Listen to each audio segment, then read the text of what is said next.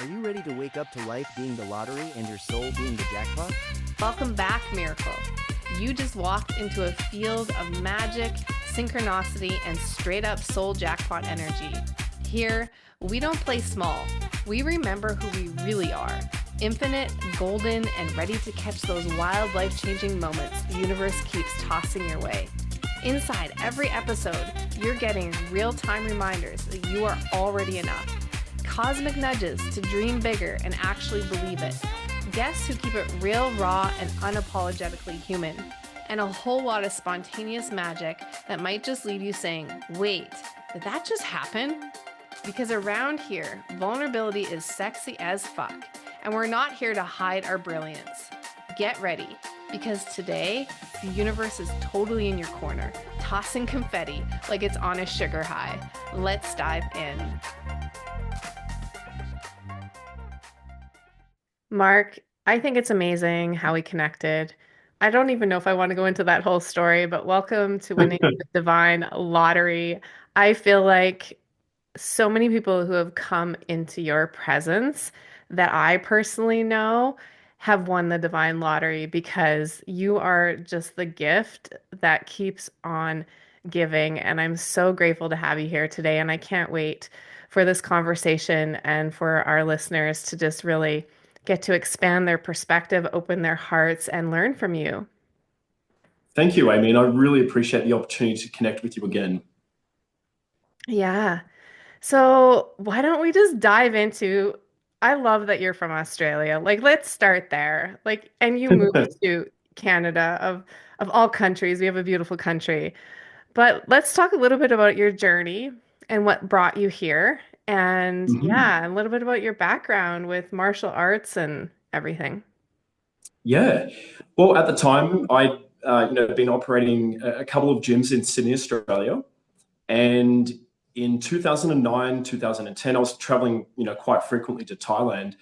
Met a great group of Canadians, and we'd gone our separate ways. I'd gone back home, and they'd convinced me to come over and visit during Stampede. And I had no idea what Stampede was in Calgary, so I was definitely in for the experience of a lifetime because essentially that was 15 years ago when I came to visit in July 2010. I'm still here, still feel like I'm in that holiday mode, which is such a healthy space to be in. I There's a real health in the permanence of being in a space. But I've always got a positive mindset, and I'm quite optimistic as well. So when I landed in Calgary, I really thought I was going to be here for a couple of years and see where the next spot was. But at the time, I was ready for something new, ready for something exciting, and really getting ready for a new challenge. And I think the one of the easiest things really was just to pack the majority of my belongings and move over here with two suitcases. And honestly, it was the trip of a lifetime, really. Within 2 years, I bought a condo downtown, really established myself and built my network and got back into work. And I just can't believe really how quick time goes. That was 15 years ago when you really think about it. Wow. What was Yeah. what was your first initial perspective of Australia versus Calgary? hmm I knew Calgary wasn't going to be the metropolitan hub spot that Toronto and Vancouver were. When I moved here, I didn't really need to work right away. I'd sold my gyms, and I had enough going for probably about 6 months before I had to, really get back into the fast lane with work. Uh, I moved here at the perfect time of the year as well. It was July, daylight savings. Calgary does have a different hustle than, what you would expect in Vancouver and Toronto. It is an oil and gas city. And the economy was really booming back then as well. Cost of living is still about half than what it is back in Australia. So once I really established myself and got back to work, so to speak, it was a very easy transition process to get into the regular flow. But what really stood out? Canadians are awesome people. Very similar to Australia. We have a great work ethic. We work hard. We play hard. Probably a little bit harder in Calgary, as I learnt over the years. But you're very outdoorsy. You can enjoy a drink in moderation. I'm a firm believer in moderation as well. I love the mountains, so I didn't feel like I felt isolated by not being near the ocean, so to speak. But quite frankly, I integrated so quickly. I'm a naturally social person, Hmm. and I found that I'm a conversation starter for whatever reason it is. Amy, we joked that I have an accent. I don't think I have an accent. I think everybody else here has an accent. These little quirks that they can start a conversation or keep a conversation going have worked in my favor. And I've just really enjoyed Canadian culture to a degree. It's refreshing. Well, thank you for sharing that. I love how quickly you transitioned and adjusted. It seemed like, do you think part of that comes from your travels? Because you traveled quite a bit before, didn't you, to Thailand and things like that? Yeah, I'd had the opportunity to spend a lot of time in Southeast Asia and Europe as well. Uh, Almost subliminally, there was a draw to Canada, Mm. and I noticed this in reflection, and obviously one of the things we're going to unpack with going down one's path of exploring shadow work and tapping into the dark night of the soul, you almost have time to reflect back on life and look at the coincidences and almost like the placeholders that you just weren't even aware of. When you were a kid. I grew up on Maple Street. My parents had this wallpaper piece in the house that was of the Canadian Rockies. It was almost like subliminally there was a something there about Canada. And as like I said, the perfect timing of meeting, what I would consider my really close friends now in Alberta. It just happened at the right time. Yeah. Yeah, Yeah, I love yeah. that. Even when we're not aware of it, that signs and symbols are placed in our life to lead us in a certain direction. And then the power of hindsight, looking back, and the dark night of the soul. Should we dive like right into that? How many dark I nights know of the it's soul have you had? Because I've had more than one. I'm just wondering if I'm like the um exception to that. I what I'll start with is the reflection of the time during COVID, 2020.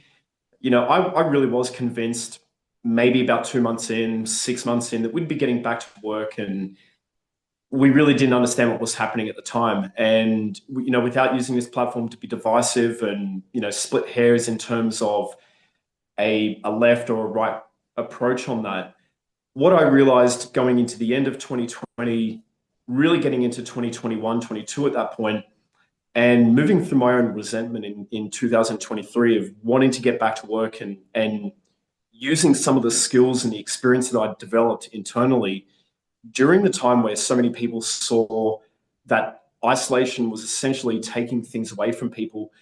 I really explored the isolation in terms of an area of opportunity to grow and to go within. And what really happened for me as an extroverted person was that I realized I was a lot more introverted than I'd given myself credit for. And during that time, I really did work on myself. And one of the terms that has almost become glorified, and I say that with respect, is that the term "the dark night of the soul" is essentially used a lot more now than even what I was aware of 3, 4 years ago, 5 years ago, I should say. And I really started to connect with not just the surface level definition, or at least the understanding of what the dark night of the soul is, but essentially understanding the inner sanctum of myself and really exploring shadow work. Mm. And it's been a gift. It's been one of the hardest paths that I've walked, but the timing was perfect. And in reflection, if I hadn't done that work, I wouldn't be where I am today. So I'm very grateful for the hard lessons, the hard path that I've chosen to walk. I love that. Was there a defining moment for you when you had the pull to do the inner work, like before COVID, or was it during that time frame? I think in reflection and being quite honest with myself and logical as well. I mean, the patterns and the symbols and the path had always been there. And it's always going to expose itself, or you're going to be exposed to that shadow at some point, and you can only avoid it for so long. One of the things I talk about in my men's health and wellness programs is, being aware of those patterns and what we avoid to really start the shadow work. Mm. And I think I've quite healthily used the hero story or the underdog story to move towards greener pastures, or areas of success and achievement. Mm. But COVID really posed an opportunity to go within, and it started with the isolation. I was very aware at that point that while I try not to be polarizing in my ideologies and I don't push my beliefs on people, that I actually did step back further into an observer's perspective to Mhm. try to understand whether or not I was too polarized towards one way of thinking, or whether or not I could actually explore things from a broader perspective.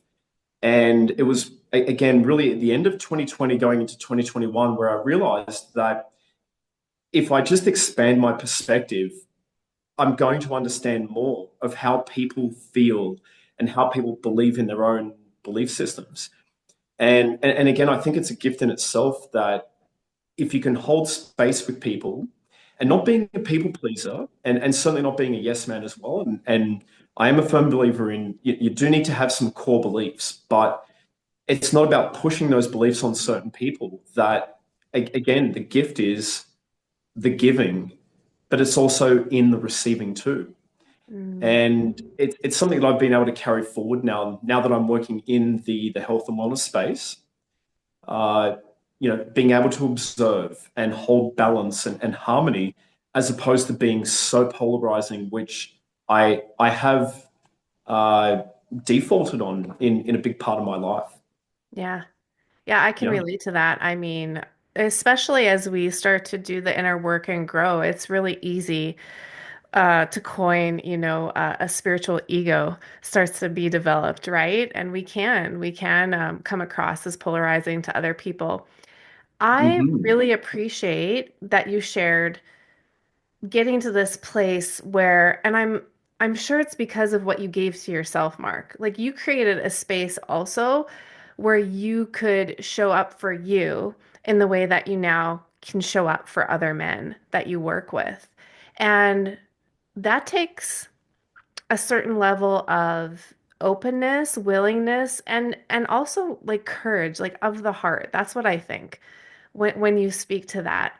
What would you say is the one thing that shifted in you so deeply to be able to bring you to this place? Was it the expansion of your perspective or was it something else? That's such a great question. And I think the best way to summarize that would be just the amount of time that I had up my sleeve. Um, Now, we could use that time quite selfishly as well. And again, I really wanted to make sure that if we were in, quite frankly, what was a very difficult time for the sake of humanity, society, our local communities, it affected everything from local businesses. It did affect the economy. But the thing that I can hold true to is the relationship that I have with my kids. I have identical twin daughters. They're now 8. So you have to imagine, even from their perspective, they were in kindergarten when they were 5, which was the beginning of COVID, 4.5 going into 5 years old. And quite resentfully, I would look back at my experience in kindergarten thinking, I just wish things were better for them.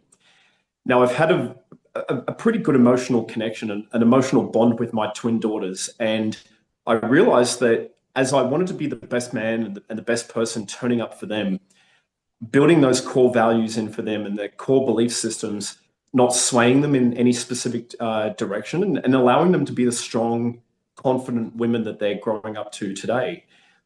I realized that as I was going further and deeper into my esoteric knowledge of spirituality and healing, and one of the common phrases you're quite familiar with, Amy, would be "as above, so below," Mhm. is that while I was turning up and actually working on me being a better man and a better human for my kids, was that I really unpacked the ancestral trauma healing and being and turning up to really listen to my parents, forgive my parents, to take a walk in my grandparents' shoes and what they would have experienced in World War II, which is nothing like what we experienced in COVID. Okay, so we have to remember that. To then really unpack that ancestral line and healing and forgiving all of our ancestors. And that was almost a turning point for me, which actually opened up a bit of a personal project where I've completed a family history project. I've been able to trace my entire family lineage all the way back to the 1300s. And this is unheard of in a time where we have severed relationships with our parents, we have severed relationships or any knowledge with our great grandparents, so to speak. I feel that it's been a gift that I've even had such access to be able to discover who my 18th great grandfather was or great grandmother was from the 1300s. But when I truly understood that the healing doesn't just go downwards; it can go upwards back through the ancestral lines. And at that point, we really move outside of a physical experience. Sitting with oneself, having a connection with God, having a connection with our deities, having a connection with our ancestors, even though they're not here. And it might be more than just a creative or an imaginative mindset. It is real. Sitting down, having presence, sitting with your ancestors, sitting with your great grandfather or great grandmother, understanding what life would have been through their perspective is essentially creating a quantum entangled experience. Mm. And it's a gift that I give myself to say that I could be doing anything else. I could pause for 30 minutes and do some deep stretching. I could pause for 30 minutes and do some meditation. I could also pause for 30 minutes and just sit with their presence. I'm healthier. I'm happier. I feel like I receive light and I receive gifts from them as I'm also channeling information all the way back through as well. And again, you could put it down to a creative mindset, but the more that you realize when you move out of isolation and you are working with people or you're sitting with people and sharing experiences that essentially could make you feel quite isolated, essentially going batshit crazy. You find comfort that even sharing something as polarizing, as quirky as something like that, that you realize that someone on the other end will take an ounce of what you're saying, move through shame and vulnerability, and give you some hope that they're experiencing something the same. And it can trigger and it can just start some really powerful conversations that we're not alone. Our perspectives are different, but of course that's what makes us unique. And I think that's why we're here. We're meant to have individual perspectives and share those stories. Mm. You said so much that I want to unpack a little bit more because the first thing that you touched on was forgiveness. Like I know how powerful forgiveness is just internally to forgive the people that are currently in our life.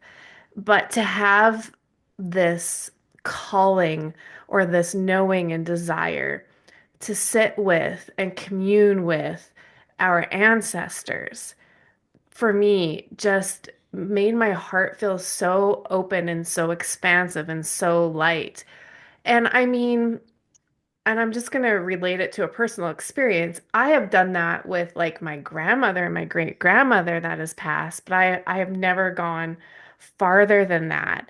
And just by hearing you say that, like now I have this desire to sit and commune with them and channel and have that quantum entanglement, which I think is so beautiful. And the gifts that Mhm. could come from that, not only putting yourself in their shoes of like even without doing the whole timeline like you were so gifted and honored and able to do, but just to tap into the essence and the energy of who they were, I think not only would be healing, but also that you would receive, for me at least, what's coming through right now is the possibility of also the strengths.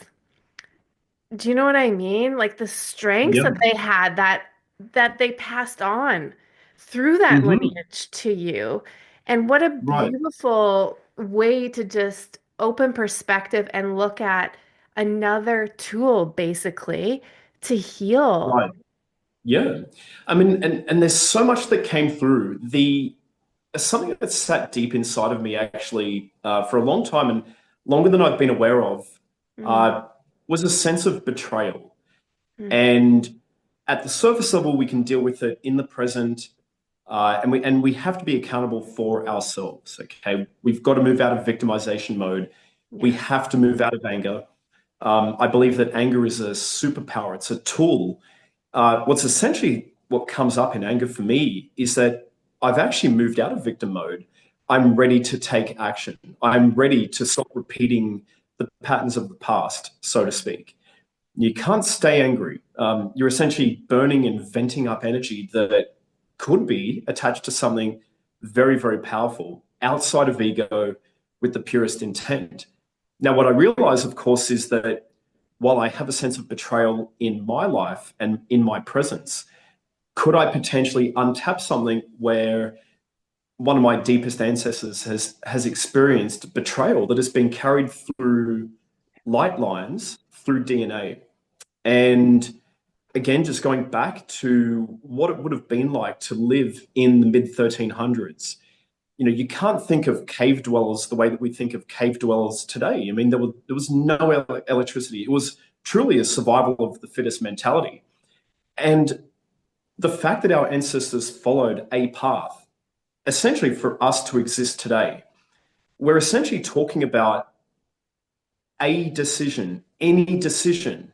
And Mhm. if they swayed from that decision, everything today would change. Okay, so the aspect of the forgiveness for any of their decisions, you now get to sit into you get to sit in the mindset of placing yourself in their shoes to understand, firstly, why they made their decisions. Were they given alternatives? Again, moving through that survival of the fittest mentality. I mean, you could literally go walking, picking berries. I mean, you could have cut your ankle, and that person's journey would have ended, and we wouldn't be here. Okay, so we have to look at everything as a gift, and to understand why they made certain decisions, moving through forgiveness and expressing that gratitude that if they didn't do what they had done, we wouldn't be here to live their light and to live in our light all at the same time.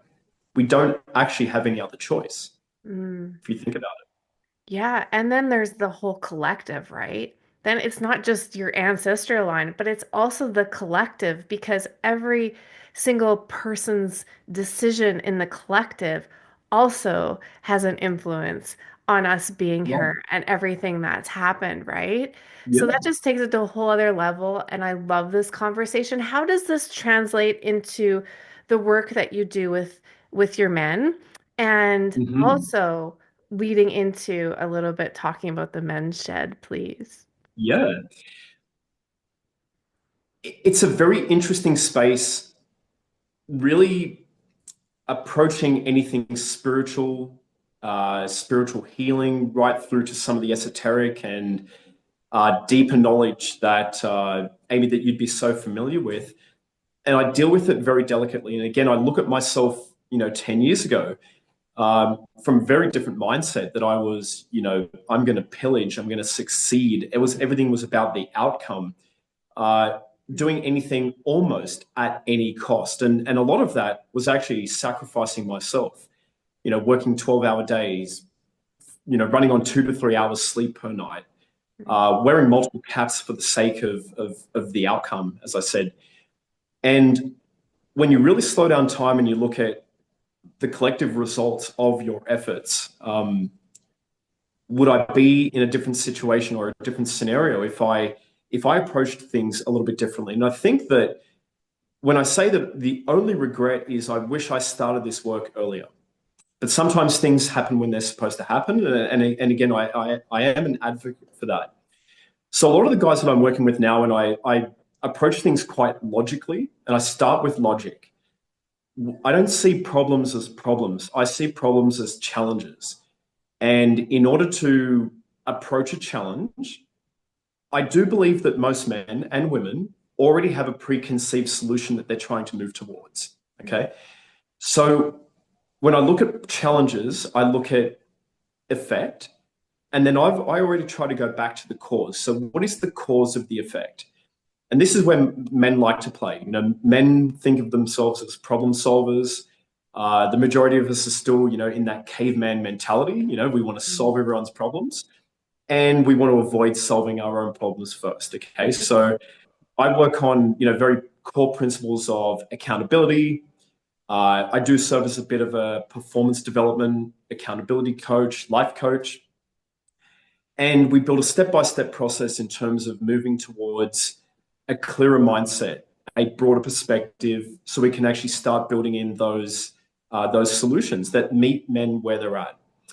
Now, a lot of the guys I'm working with, and again, we're living in a very different time than we were pre-COVID. I'd even say that we're living in a very different time, to where we were 10 or even 20 years ago, where so much of this information did not live online. You saw a psychologist, you saw a therapist, you would almost hope that the person that you're working with would be a little bit more educated on the spirituality side. But again, the industry has been so polarizing. A lot of it came down to the woo-woo. Okay, and again, it's another term that so many people are familiar with, that approaching or touching the thin line, the veil on spirituality, meant that you were a bit of a space cadet. Mm. So a lot of guys have been exposed to the spirituality work and terms like the dark night of the soul. We're moving out of that plagiarism. We're moving out of the defamatory of just how strong these terms are. And I'm also an advocate that strong men are in tune with that divine female energy. It's no longer not masculine to talk about the spiritual work. And so I can open up that door quite delicately. When men are ready to talk about it, we can walk through that door. I Mhm. do things quite subtly as well. I do a little bit of Reiki work. I don't actively promote it, but I can do it subtly. I can do it quite uh, gently with guys that are experiencing for the first time. I'm really drawn towards the sound frequency work, and again coming back to a quite biological experience. Sound frequency in tune, in alignment with their bodies, can result some really positive work with the right people and the right mindset. Yeah. But most work ends up becoming spiritual work, and in fact, all healing is spiritual. Mhm. In a very non-threatening space, actually, the guys that I'm working with now, I don't need to trick and I don't need to coerce. It's a path that they need to ask for, but they essentially know what they're getting into when they're working with me. Again, we can shoot the shit, we can keep it quite logical, we can keep things surface level, but eventually we're going to start peeling back the onion layers. And again, we're going to enter a sacred space where men feel safe and they feel vulnerable enough to share that we're going to do the inner work. We're going to do the shadow work. And it's the space that I really enjoy, when you can work with someone that's willing to move through that vulnerability and shame and do the work that's important. Yeah. Even when you were speaking, I mean, I just sense that this is what you create. You create a safe space, a non-threatening space for men to truly, I want to say, bloom. Right? I mean, I understand why you start with logic because of the way a lot of men think and how they're And the wired, way that you've right? been conditioned as well. Yeah, yeah, and Yeah. being conditioned, and then coming into that space where, I mean, the deeper you go, the deeper you go, and eventually, yeah, you hit it on the nail, or you hit the nail on the head with that every healing is a spiritual path, whether you're aware of that or not when you first start out. So, I love that. Right. Do you think through the process that they have more of a connection to who they are, to their heart, and to their sovereignty. Yes. And I believe that everyone's going to get there. You can avoid the work, but you realize, and what I realized on my path, of course, is that you cannot spiritual bypass this. Hmm. Um, even the psychedelic treatment that we're exposed to today, you could have such a profound experience. It's not going to solve the problem. Yeah. It's going to show you the effect. The really strong ones are the ones that can identify the cause, which is another effect to another cause. You just keep going further and further back, or deeper and deeper into the spiritual work. You go deeper and deeper into the darkness. I actually did approach this thinking, I'm pretty confident in myself. I'm ready to start working in the industry, to realize that there's no bottom of the well. The well just keeps getting deeper and deeper. And it does require strength. I hold a lot of accountability for myself, but I also hold a lot of empathy for men that just might not be ready, or they've taken a peek into the darkness to realize this is pretty scary work, and I'm not prepared to do it by myself. There's also the aspect of the hand up versus the hand out approach. Uh, I really enjoy working with guys that have the hand up.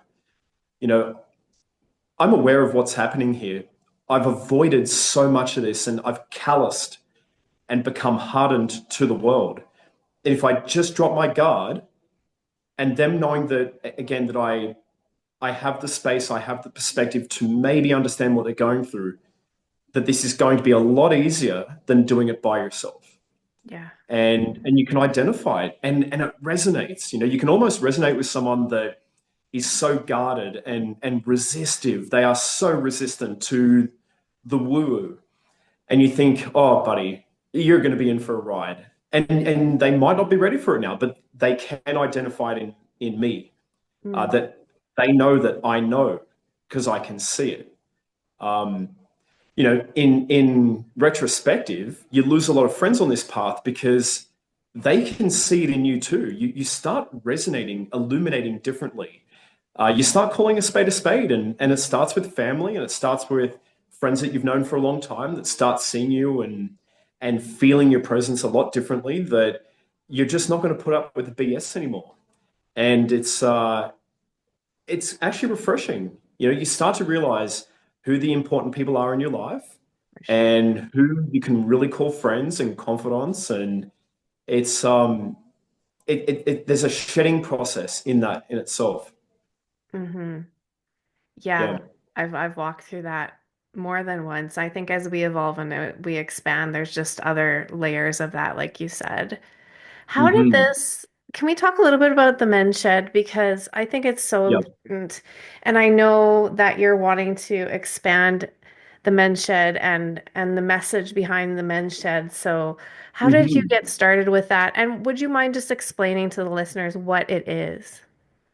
Yes. So the Men's Sheds is a global organization. I cannot take credit for it. However, I am quite proud that the first Men's Sheds was established in Australia in the late 70s. And it is a brotherhood, it's a fraternity, it is a men's society for men of all ages that get together and feel productive in a safe environment where men can grow and rest upon each other for support. Now, one of the things that I actually incorporate in my own program, in my private practice, is recreational therapy.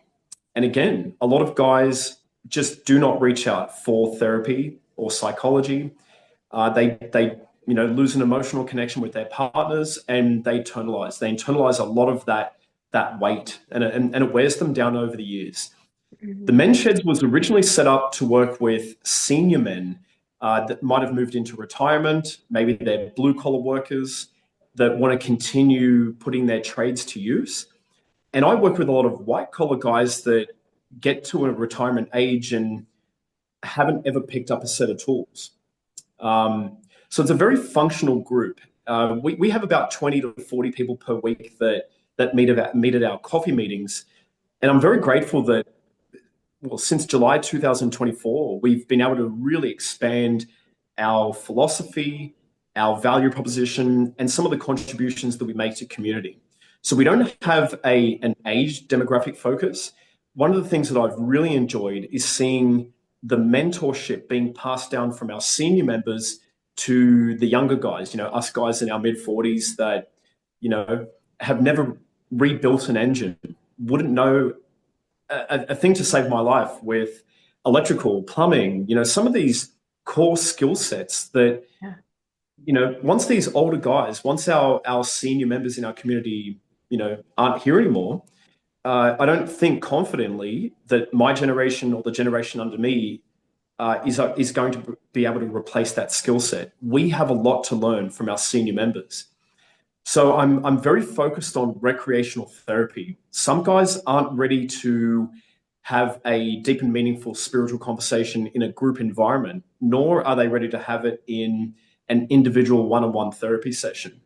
But what I find is that our recreational therapy sessions, which are factored on building things for the community, working on a recreational project, library boxes, building kids' toys for the children's hospital, bike repairs, gardening. I mean, you name it, we do it. And we have enough skill sets in our group that we can pretty much do anything. We're very self-sufficient.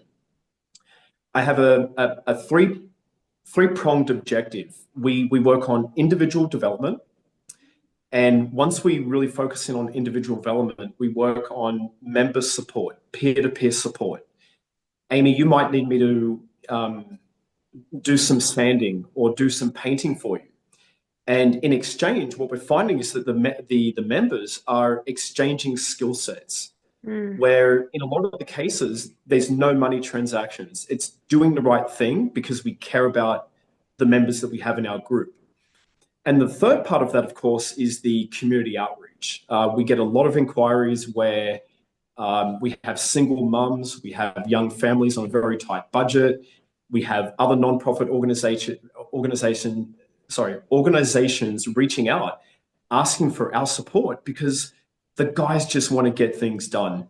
And I'm so proud that we have a group of guys that care about their communities. They care about passing on those skill sets, and they care about each other. It's a very fulfilling experience.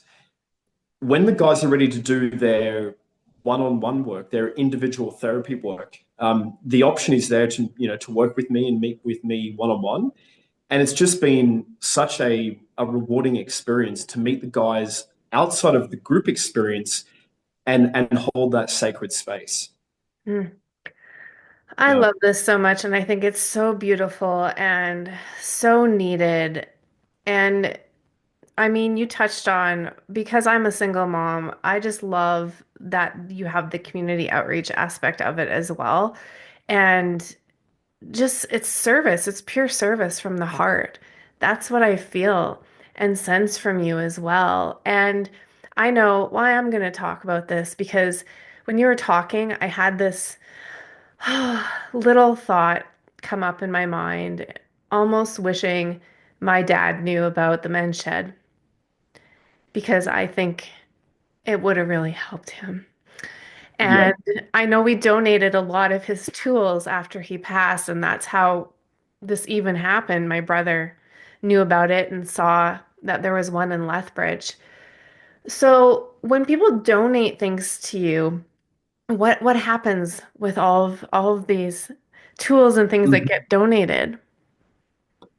Well, for your audience, Amy, I think it's so fair to reflect on how I met your mum.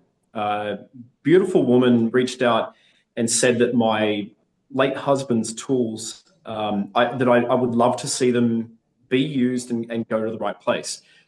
Now, I hold a very sacred space that nothing's for free, but it's so important to honor the stories of the tools and just what they've been used for and to make sure that they don't end up in Value Village. And that was really important for me, that anything donated to the men's sheds would intentionally be used to carry on and continue to support our community.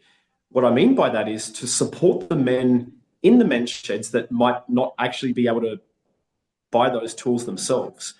Wood carving tools, drop saws, basic, gardening tools that, we do live in a disposable society. It's so easy to go to Home Depot and just amass tools.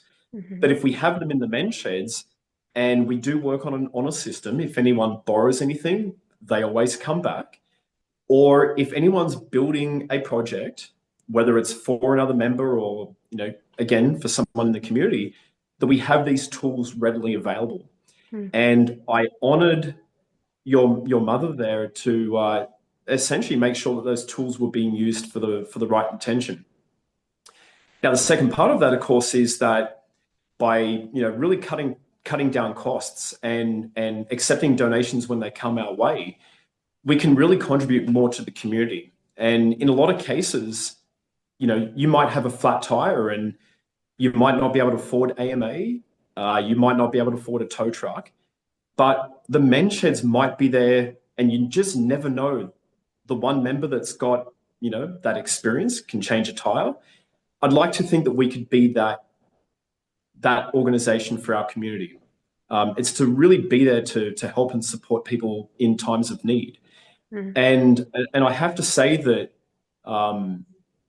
it's just been such a gift to meet your mother, but to also continue that relationship, that it wasn't just a one and done experience. I've enjoyed having coffee with her, and I really enjoy her wittiness, and she keeps me honest. She calls a spade a spade. She has a great sense of humor as well. But I think she can see the impact that she's had by making that initial donation, that I've been able to honor those tools and put them to good use as well. Yeah, and I know my dad would, he is proud. Oh, I'm getting all emotional just hearing you share that again. I just think it's such a beautiful gift. And you don't even know, like for you, Mark, you you don't have to be this way, but you truly go above and beyond for people. And Thank that, you. yeah, that leaves a lasting impact in people's hearts. And that's rare. That's really rare. And so I think of anybody can open a men's shed. And I actually looked at Regina to see if there was one, and the only thing that came up was closer to Saskatoon, but it doesn't look like it's active or anything's happening. So if somebody listening to this, no matter where they are, wants to start this, how do they get started? hmm it's quite easy, actually. The Men's Sheds Canada do have an online presence. They've got a board. They have some great guys that are running things from the head office level. But we're a grassroots community, and anybody can start a men's sheds. The majority of the major cities and towns do have men's sheds operating, whether they're a social group, they might have a workshop, or they might have access to a workshop. But I Hmm. think the most important thing is being there for the members so you can eventually get into a space where you can serve your community. Yeah. Uh, in reflection, and the reason I do this, and taking an opportunity to honor my own father. My dad's one of those jack of all trades, master of everything. When we were kids, I mean, he built our family house from the concrete foundation to the framing, the roofing. He can literally do everything. Now, when we were kids, my dad would take pleasure in dictating, go to the garage, get this, hold this, stand there, listen, learn. You might need to do this one day. And I said, Dad, I'm never doing this, right? And then I got into computer science and marketing and media, and that really kept me busy for about 20 years. In hindsight, I cannot build the way that he does and continues to do in retirement. Okay. So he has that strong blue collar mentality. Could I wish I could turn back time? Perhaps, but I can really reflect on that time now and say, what do I want to do with the time that I have left? And I've got a lot of time left. So to honor that journey and to be the one that is in servitude to my community is something that my dad would still do today. He's the guy that would take his shirt off and help the neighbor.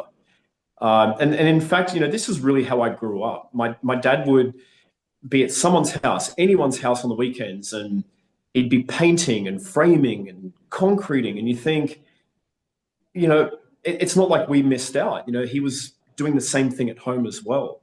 And I'd just like to think that at some point in the near future, would I be able to make a call to a friend or to make a post on social media asking for help? And would someone be on the receiving end? And I hope to never be in that situation. But I really just hope that the person that can move through vulnerability, that might be going through hardship, they might need companionship. They might just need someone to be there and, be a lending ear over coffee. That they can move through that shame and vulnerability and loneliness, that there is someone on the other end of the phone. And like I said, it's a gift to be in that space. It's a gift to learn and to hold space with that person in that experience. But I think for me, the real gift is experiencing someone's growth, moving through shame, moving through vulnerability, facing some of that shadow work and some of the resents that they've been holding on to let it go, move into their light and be there for one another. It's such a rewarding experience. Yeah, and so beautiful. And we just need more of that. Like I want to open a men's shed. I do. Like we need this for men, for women, for everybody, for community in general. Just knowing that somebody would have your back if you were ever in a situation where you needed to ask for help, I Thank think you. is gold. You can't replace Yeah. that, right? So I No, love what no. you've created. And it's, we do have a lot of focus on the building and, that whether that's woodworking, metalworking, it could be anything of any labor background. But again, really focusing in on some of the lighter work or again, tapping into that divine female energy, that superpower that we all have. We've got guys that have learned how to cook. We've got guys that have developed some of their vocational skills, gone back and have done an accounting course, for example. We've got one of our senior members that have started podcasting and recording some of their live music. He's an avid musician. He has inspired other people in our men's sheds to pick up a musical equipment for the first time in their lives. So we're seeing a lot of that inspiration coming back to the individual perspective and the individual experience that, so many of these guys have. I can sit back now. I don't need to be the center of the attention or the facilitator of a conversation. I have enough trust that the guys they have the capacity to lead the group. That any one of us are the leaders and innovators. So it's such a rewarding experience that I don't need to, babysit the room, that there is enough balance and harmony that, we can talk about any polarizing topic and we can still be really good friends at the end of it without creating new enemies. We're getting older. We don't need any of that. We don't need friction. We Mm, need more understanding. And, yeah. when you're in a group of people that understand that it is important to open up one's perspective, everyone's experience gets broadened because of it. It's truly unique, Mm. I Yeah. always think that a great leader draws out other great leaders, and that's what you've done. You've given permission for all of these men to become who they're always meant to become and radiate and be inspired, and that has a ripple effect. I love this conversation. I know that we could talk forever, but I do have a couple closing questions for you, Mark. Okay. Are you ready? I think so. Okay. In the next 5 years, I just want you to pretend that it's 5 years later, and I have you back on my podcast, and we're having this Mhm. conversation about when we talked 5 years ago to the day. What what is your greatest fulfillment that's happened over the last 5 years, and who have you become? Oh, such a great question. I mean, and we all prepare for this, don't we? We prepare for this question in job interviews. We have to be prepared for it. For so long in my life, I was so career focused, so focused on money, so focused on the outcome. I've almost taken such a step inwards that the observation of my experience and being present as the observer is essentially my goal. You know, to wake up and be able to hold presence with my kids, and you know, the day they're going to break my heart is when they don't want to walk my hand walking to the bus stop. You know, it's and they're growing up so quickly.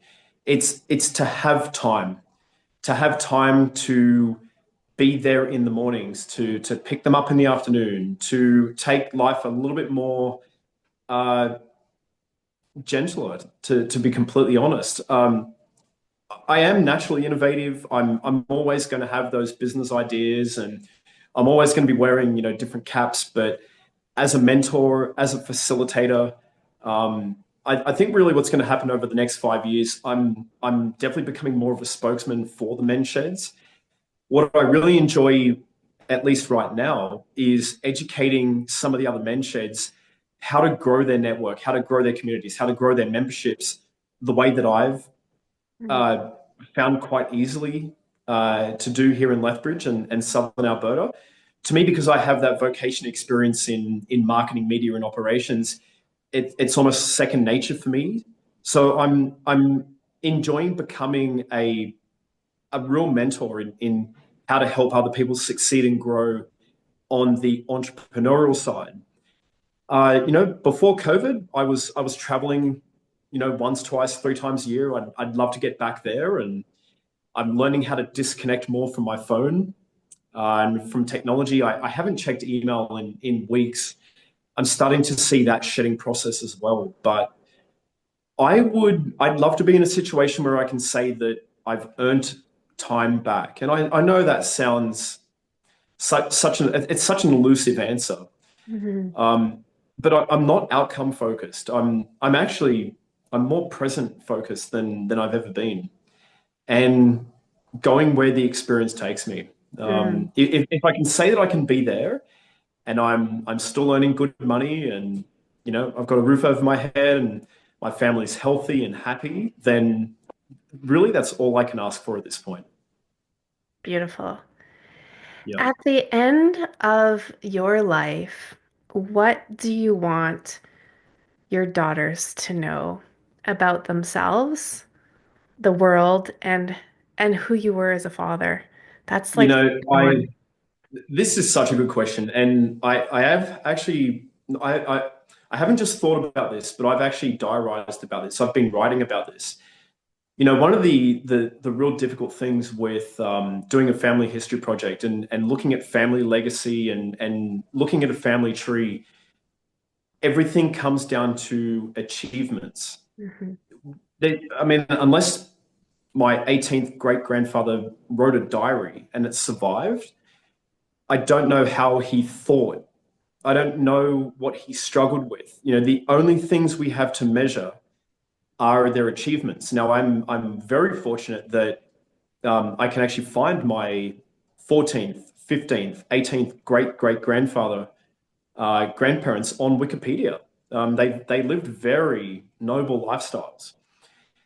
In reflection of where I'm at in my life, I want my kids to be able to pick up my book and read through the pain, read through the successes, and understand that there was a real purpose to this path. Now, I have to be very delicate with that to say that, yes, I want to almost protect them from the pain, but I don't want them to just see the achievements. I want them to understand how I think. I want them to see my experience, that there's a lesson, again, on both sides of that aisle. There was purpose in the pain, and I also felt a lot of love and light on that path as well. It's all about the work that we're doing right now. You know, really doubling down on that emotional bond, that sacred bond that you have with your kids. So as I get older, I'm not holding on to this resent that, you know, they're going to be 20 and 30-year-olds at some point, that I've severed that connection that I could have had right now. Mm. You know, everything starts in the home, making their bed, them making their bed, not me. Everything starts in the kitchen, the love language of food and watching movies together and talking about dreams, and teaching them to diarize. So, I'm not some old bogey at some point looking at my kids with their kids, wishing that I could turn back time. I don't want to hold on to any resents. It's been a healing process having these conversations with my parents to make sure that, before they get to an age any older in life where they could be potentially holding on to regrets, it's not being afraid to open up that door with my parents to have sacred conversations, because we don't get our time back. And I'm very aware of that now to make sure that, and there's some real vulnerability in that, having Yeah. those deeper sacred conversations around, talking about our dreams and talking about our desires. It builds a lot of trust with our kids. And I think if we did more of it, we wouldn't end up in therapy. Right? I'm 100% in agreement with you there. Yeah. Right. Let's normalize it. Let's normalize the conversation. Yes. Yeah.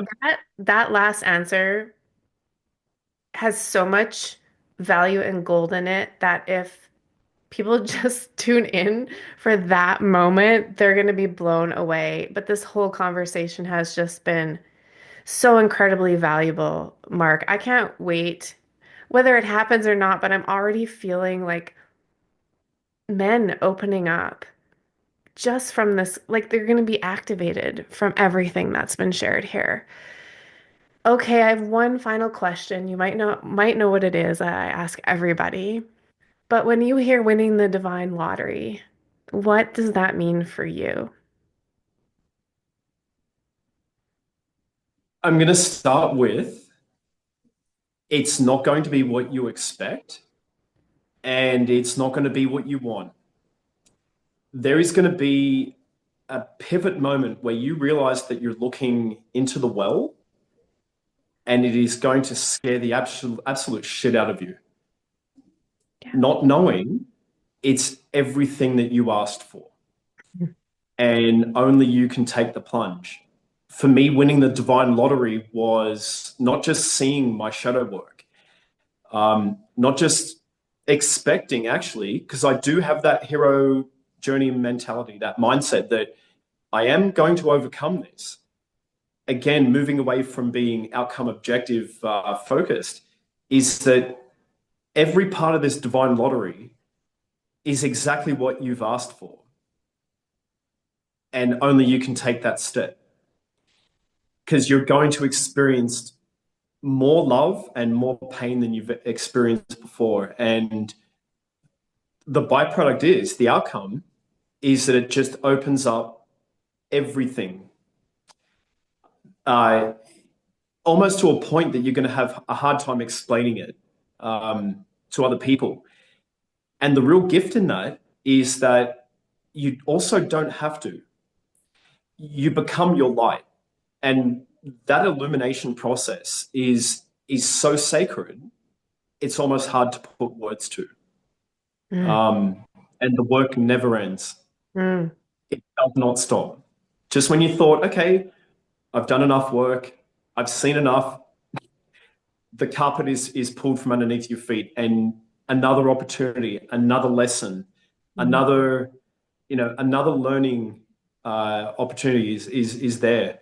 And it mm, is going to be one hell of a ride. But I wouldn't be anywhere else, to tell you the truth. The Divine Lottery for me has been the best gift of my life. mm. I love it. I This is proof right here because I do ask everybody that question and everybody has a different answer, which just goes to show you how beautiful people's perspectives are. And you become the light. When you said that, I was like, yes. And also that it's hard to explain. Dr. Joe Dispenza, it reminds me, he actually has a language specialist for the transformations people experience at his retreats because people can't explain it. It's No, usually poetic or some metaphor because there is not really language for it because it's so unique to us. So I love that. I want to listen to that one over and over and over again. almost sound like a fumbling, babbling baboon. Yeah. And I immediately go to like a gasp. Mm-hmm. I can't explain it, but you know it's real. The other side of that is something that I don't want to experience, which is dwelling. Mm-hmm. And dwelling can move into despair, or despair can move into dwelling. So I think, again, really tying this back full circle, what would I prefer? The gasp of not being able to explain to someone this illumination, divine lottery experience, or to look at someone that I care about, that cares about me, with complete despair in my eyes, almost a repulsive energy. And I would choose the path of pain, moving into shadow work, to come out of the other side where I couldn't put thoughts to words. I would choose that any day.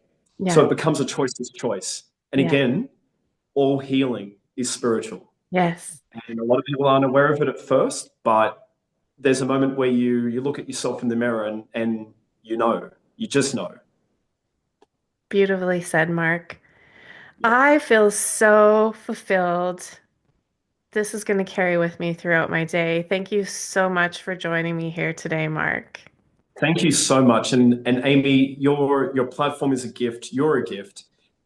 Thank you for the opportunity to share, a piece of me. What I've really enjoyed is hitting the pause button today as well, to do this. I highly recommend any guy of any age. It's not just for the older guys in our community. Check out a local men's sheds.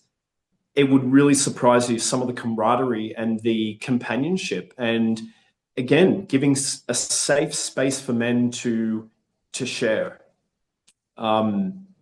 It's such an awesome organization, and I'm just incredibly grateful to be part of it and to be part of their growth as well and their contribution. Thank you for that invitation, because I know for sure local people that I know who listen to my podcast, I will be having conversations with, because I can feel and sense one being here already. Thank you so much, Mark. Thank you so much, and let's do this again. This was fun. Absolutely. Listen up, you miracle worker. Ever wondered what it's like to have your soul painted directly onto a canvas? Yeah, you heard that right. A quantum soul painting from Amy, where your higher self goes full diva mode and takes over the paintbrush. It's like your soul did a full-on runway walk and then said, let's put that energy everywhere. But wait, that's not all. Ever wanted to know what's really going on behind the scenes of your life?